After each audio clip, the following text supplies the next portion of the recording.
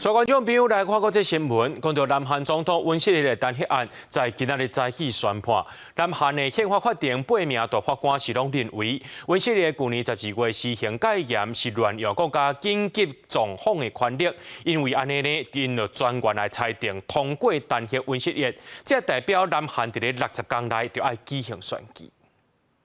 주문 피청구인 대통령 윤석열을 파면한다. 南韩总统尹锡悦弹劾案在国会提出了后的第121天总算有结果。在尹锡悦本人无出席的情形之下，宪法法院8名大法官全体意见同款，弹劾尹锡悦解除伊的总统职务，也对主审的法官宣布裁定书主文的这个时刻开始生效。然而，守在宪法法院外口透过直播大银幕公布掌握的反尹锡悦的民众也欢喜化休。 尹锡悦始终的支持者也伫伊的总统官邸外口第一时间知影消息，现场气氛真悲惨，有人咧大声咧，阁有人哭到要死呐喊。 으로써 이번 결정을 납득할 수가 없습니다. 오늘 선거로 대한민국의 자유는 다시 한번 죽었다. So I'm so proud of our country's constitution. I'm very, very proud of. 그 주민들과 연대해서 그 참석을 했는데.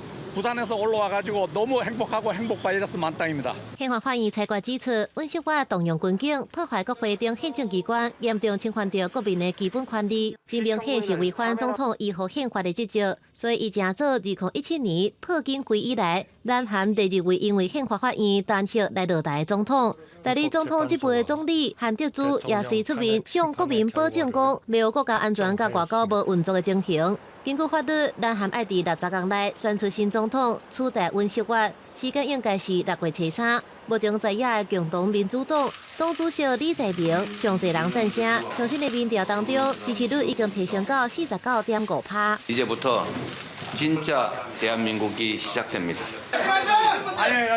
尹锡悦2024年12月初3半暝，以除掉反国家势力、拍破目前政治的局面做理由，无已经宣布紧急戒严，并且透过戒严司令部发布命令，禁止政党集会。不过190位国会议员有的秉强走入去议场，透过紧急提案，并且投票通过，宣布戒严令无效。尹锡悦了后，再个透过电视演说，宣布戒严，结束6点钟的政治波动。